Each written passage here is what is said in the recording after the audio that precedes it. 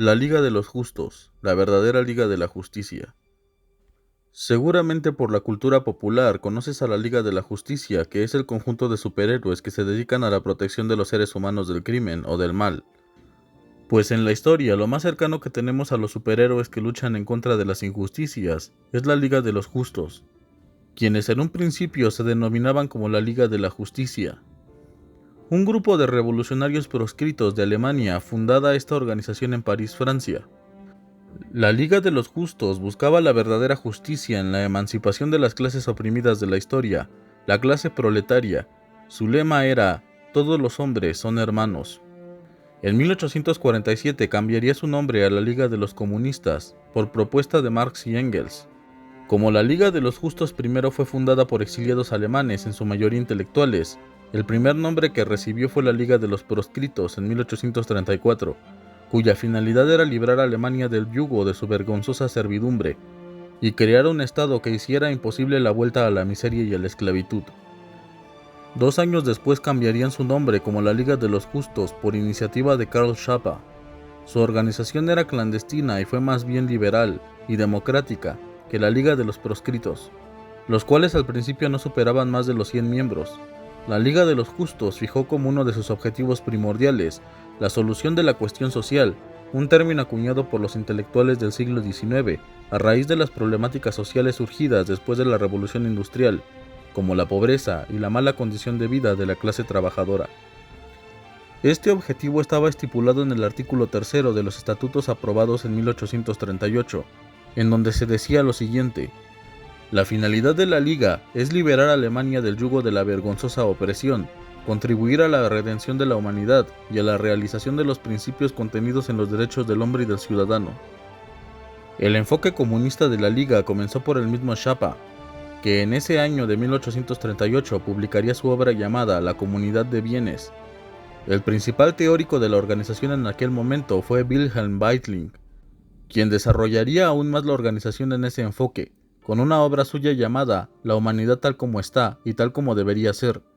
En esta obra se opone a la visión reformista de la mayoría de los socialistas utópicos, pone a la clase obrera como el epicentro de toda nueva revolución social, en donde tome el poder trayendo una sociedad comunista estructurada en asociaciones familiares, y cuyo origen retrotraía a Jesucristo, pues según Weitling, Jesucristo fue el primero en defender la comunidad de bienes. De hecho, esto es algo muy interesante teniendo en consideración el ateísmo de los socialistas, de los comunistas, anarquistas y afines, por el hecho de que la religión es tenida por ellos y por los ilustrados en su momento como un aliado de las clases dominantes para mantener la dominación sobre las clases recesivas o bajas. Pues inclusive en esta época, aquellos que suelen escudarse más en la religión son personas de menor poder adquisitivo y en zonas marginadas, pues la religión, como Marx dice, es el opio de las masas. Promete un paraíso en la muerte para evitar que dicho paraíso llegue a la tierra de manos de la revolución obrera. El mensaje de los comunistas es: no busques un paraíso en el cielo, es hora de buscarlo aquí en la tierra, por medio de la organización y la destrucción de la opresión. Jesucristo irónicamente es tenido por algunos como el primer comunista, al favorecer a las clases bajas por encima de las altas y al repartir equitativamente todos sus bienes, enfocándose en la comunidad, en el hombre más que en la individualidad y la riqueza. Existen incluso movimientos religiosos comunistas, basados en las enseñanzas de Cristo y en el rescate de la humanidad del hombre, en el sentido de que todos los hombres son iguales ante Dios. ¿Por qué entonces han de ser diferentes ante el hombre? Esto, inclusive si nos damos cuenta, está a favor del lema humanista de la Liga de los Proscritos: todos los hombres son hermanos, y está en consonancia también con el lema romanticista de Schiller, musicalizado por Beethoven en su novena sinfonía: Alle Menschen werden Brüder, todos los hombres se convierten en hermanos.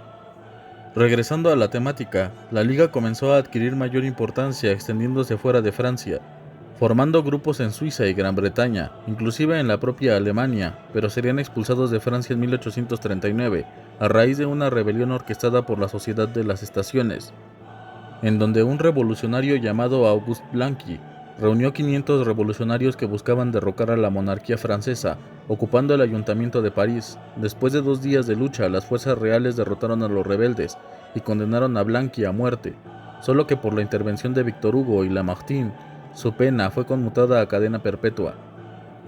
Ante esta situación, la Liga debió abandonar París y reunirse en Gran Bretaña, en donde se creó la Sociedad Comunista de Formación Obrera, influida por el comunista francés Cabet, convirtiéndose en una de las primeras organizaciones del socialismo internacional. En 1844 publicaría en Hamburgo su manifiesto evolucionando a una posición clasista obrera, decididos a llevar a cabo la gran tarea del siglo XIX, la emancipación de las clases trabajadoras, el proletariado. Hemos comprendido que la pura transformación política del Estado no serviría más que para ser explotados por otros en lugar de por nuestros actuales dueños, y sobre esta base nos son ajenos también todos los individuos cuyos objetivos expresan una tendencia exclusivamente política. Nos es indiferente que el Estado sea monárquico, constitucional o republicano, con tal de que se base solamente en la justicia. Finalmente, Weidlich se va como refugiado a Suiza, en donde escribiría su libro, El Evangelio del Pobre Pecador, en donde Jesucristo es presentado como el primer revolucionario. Su obra es prohibida en Suiza y Weidlich pasa un tiempo en prisión.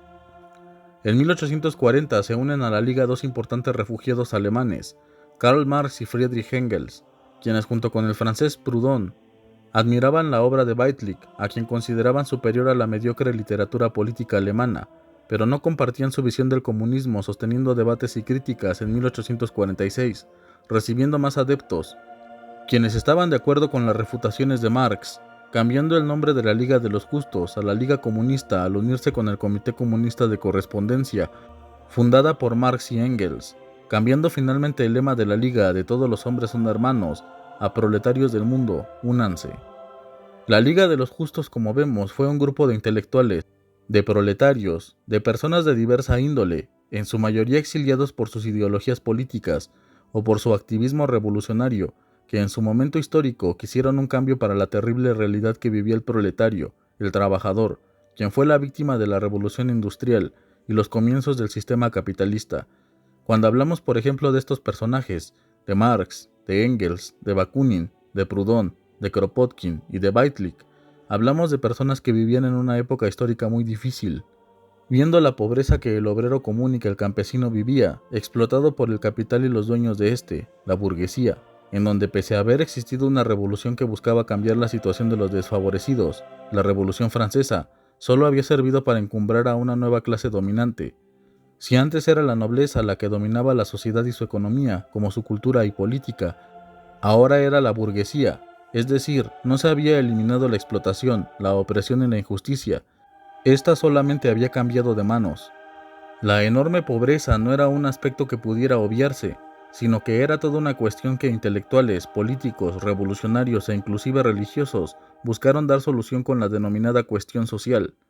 No se comprendía cómo es que un país que hablaba de leyes, una revolución que hablaba de libertad, de igualdad y de fraternidad, hacía todo lo contrario, dándose cuenta de que la Revolución Francesa había sido insuficiente para la emancipación de todos los seres humanos y la búsqueda de la igualdad y de la justicia, que había un problema, o mejor dicho, varios problemas que se debían de resolver, y que he de decir que se tienen hoy en día que resolver, porque de esa época a este entonces, las situaciones dependiendo de las naciones han mejorado, pero no se han solucionado completamente.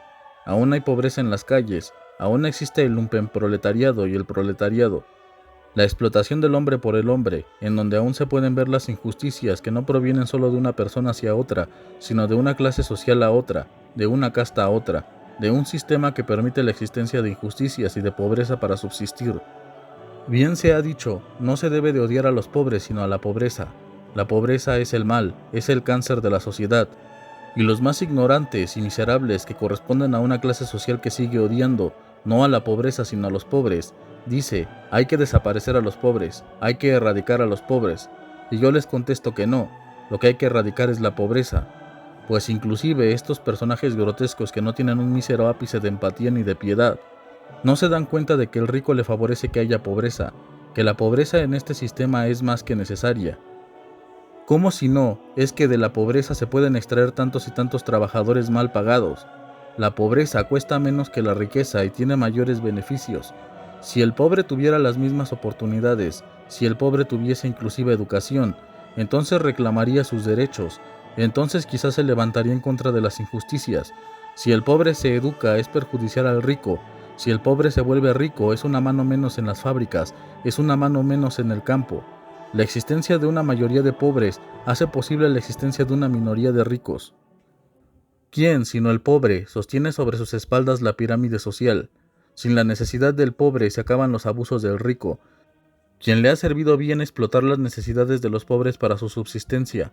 Pues si no lo saben, el mercado laboral funciona como cualquier mercado, precisamente por eso se llama así, y está sujeto a las leyes de la oferta y de la demanda. A mayor oferta y menor demanda, el precio baja. A mayor demanda y menor oferta, el precio sube. Como en la actualidad el mundo está sobrepoblado, y al existir la mayoría de pobres, existe por lo tanto una mayoría de oferta en el mercado laboral, pero muy poca demanda de las empresas, de modo que al no haber muchas vacantes de trabajo y al haber más desempleados, el valor de su trabajo decrece, de modo que se puede comprar a un precio más bajo en el mercado. Esta es la clásica de toda empresa. Si no te gusta el sueldo, si no te parece el trato, entonces renuncia, pues hay literalmente miles o millones afuera que harían el mismo trabajo incluso a un menor salario y en peores condiciones. Pues por no morir de hambre el hombre está dispuesto a hacer lo que sea, y no me dejarán mentir los miembros de este canal, o tú que observas este video. La experiencia laboral en una empresa en donde te explotan, en una empresa en donde el pago es miserable, apenas y para sobrevivir, obligando a muchos a conseguir varios empleos para mantener a sus casas o a sus familias, y cada vez será mucho peor en lugar de que mejore. Reivindicaciones que se obtuvieron a través de la lucha y muerte de miles de personas se están perdiendo, como las 8 horas de jornada laboral, como la edad mínima de trabajo, como las vacaciones, el derecho a antigüedad, las pensiones, el seguro, los aguinaldos, entre otros beneficios que han servido a la clase obrera para defender sus derechos por ley, y estos son las causas por las cuales se debe de luchar, por las que los trabajadores deben de estar unidos.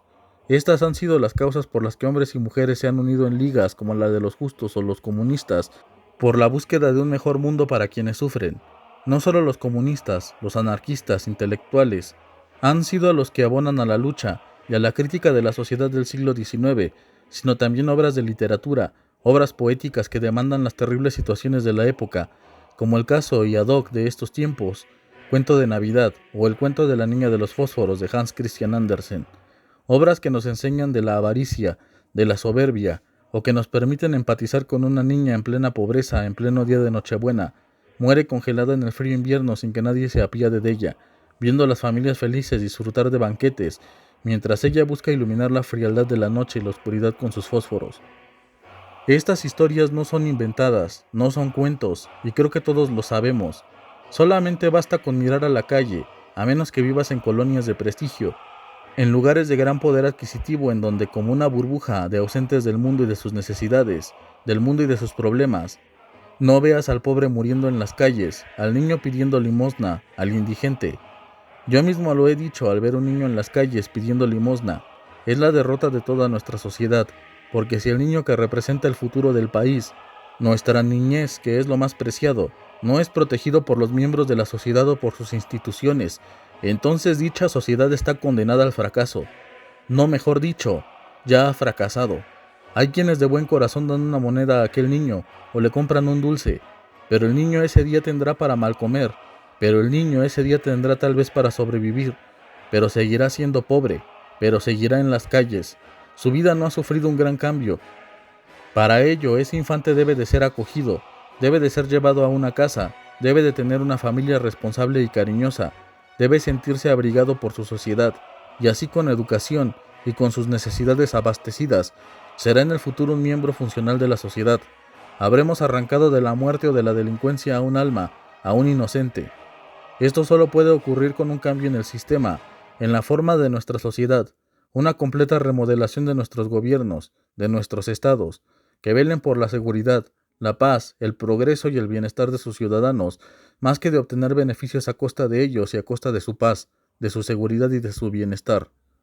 A lo largo del siglo XIX, la Liga de los Justos, posteriormente llamada la Liga de los Comunistas, procuraron el cambio social, que se requería defendiendo los intereses de las clases trabajadoras. Sin embargo, esto no los libraba de las polémicas y de los desacuerdos, pues al principio los comunistas y los anarquistas concordaban con la necesidad de una revolución, pero no en lo que ocurriría después de esta, existiendo roces entre Bakunin y Proudhon contra Marx y Engels. Existen múltiples diferencias teóricas en el comunismo y el anarquismo. En principio, que los comunistas o socialistas quieren llegar después de la revolución a conformar un estado proletario. lo que Marx llamaría la dictadura del proletariado. Esto quiere decir que para asentar el poder de los revolucionarios, el proletariado debe de tomar de manera provisional el poder. Pero el Estado que Marx plantea, al igual que Engels, es un Estado diferente al Estado burgués, pues lo que en realidad se espera es destruir toda la maquinaria estatal burguesa. La dictadura del proletariado aplastaría la reacción burguesa, asentando el nuevo orden y defendiendo los intereses del proletariado, desapareciendo poco a poco el Estado, hasta la inexistencia de éste por completo.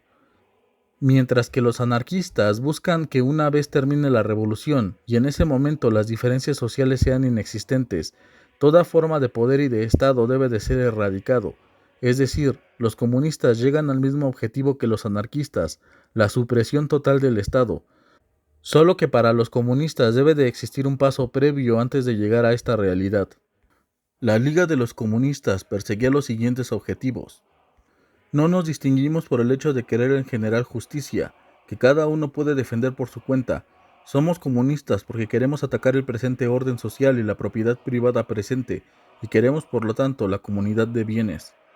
El propio Engels explicaría por qué se llamaron la Liga de los Comunistas y no de los socialistas. En 1847 se comprendía con el nombre de socialistas a dos categorías de personas. De un lado, los partidarios de diferentes sistemas utópicos, en ambos casos gentes que se hallaban fuera del movimiento obrero y buscaban apoyo más bien en las clases instruidas. En cambio, la parte de los obreros que, convencida de la insuficiencia de las revoluciones meramente políticas, exigía una transformación radical de la sociedad, se llamaba entonces comunista. El socialismo representaba en 1847 un movimiento burgués, el comunismo un movimiento obrero. El socialismo era, al menos en el continente, muy respetable. El comunismo era precisamente lo contrario, y como nosotros ya en aquel tiempo sosteníamos muy decididamente el criterio de que la emancipación de la clase obrera debe de ser obra de la clase obrera misma, no pudimos vacilar un instante sobre cuál de las dos denominaciones procedía a elegir.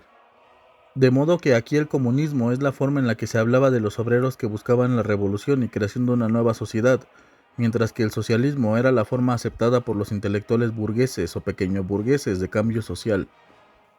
Sabemos que no podemos entrar en un mundo mejor sin antes haber conquistado en lucha abierta nuestros derechos políticos. No pensamos que inmediatamente después de un combate sostenido de modo victorioso pueda instaurarse como por encanto la comunidad de bienes. Será necesario, según las circunstancias, un periodo de transición más o menos largo. La Liga de los Comunistas creció e inclusive se expandió por varias regiones del mundo, como en Gran Bretaña, donde era su sede, Bruselas, Nueva York, París, entre otros lugares en donde se aceptaba la unión de los proletarios con los burgueses para la caída del viejo régimen y la instauración de la comunidad de bienes.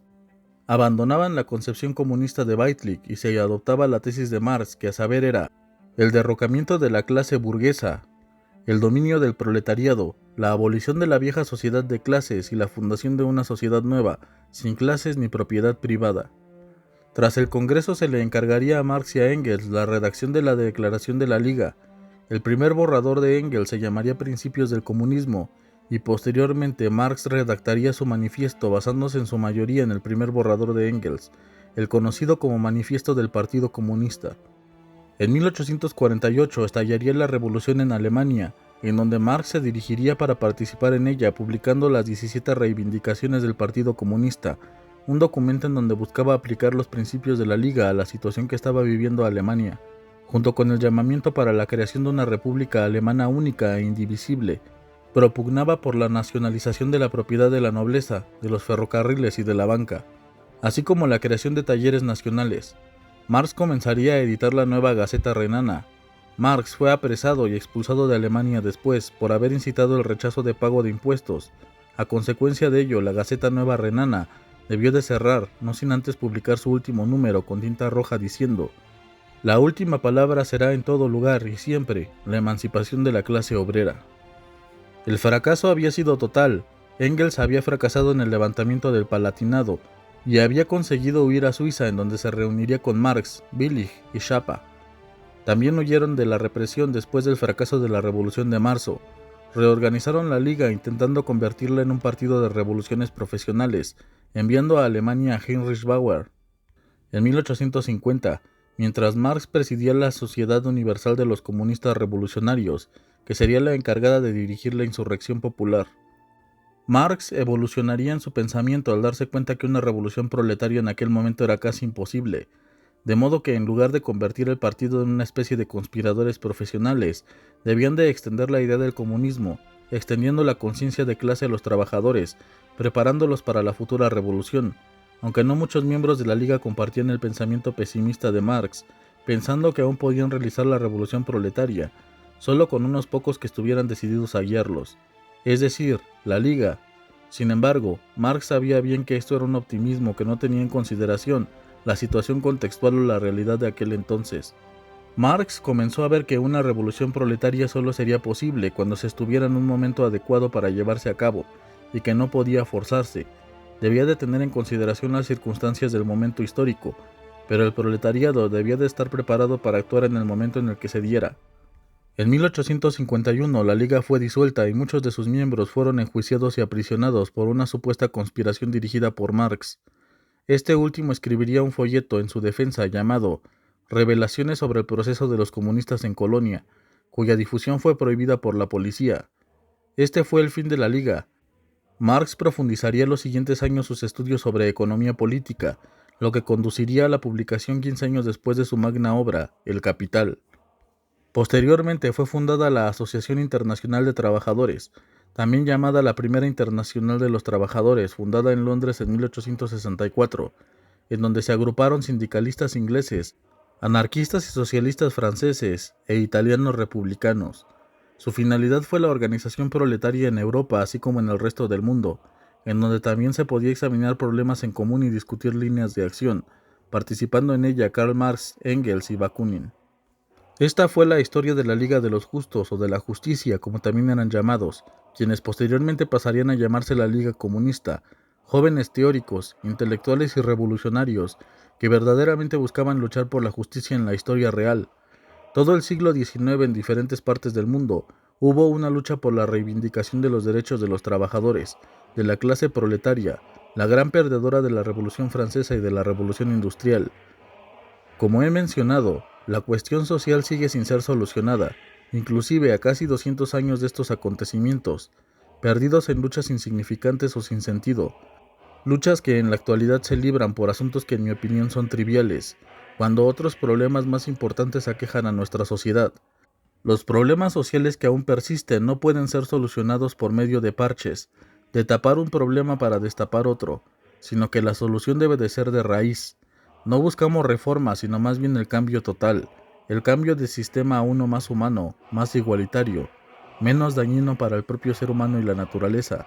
Este también es un llamado para la juventud, para los intelectuales, para todos los hombres y mujeres, pues si aquellos hombres del siglo XIX buscaban una solución a la cuestión social, también nosotros debemos de aportar a la resolución de las problemáticas sociales, siendo el relevo, pues siempre hemos de esperar que otros resuelvan por nosotros, que otros piensen por nosotros, que otros actúen por nosotros. Pero creo que todos sabemos de forma consciente o inconsciente de que si no hacemos algo, nadie más lo hará. Es tiempo de involucrarse, antes de que sea demasiado tarde.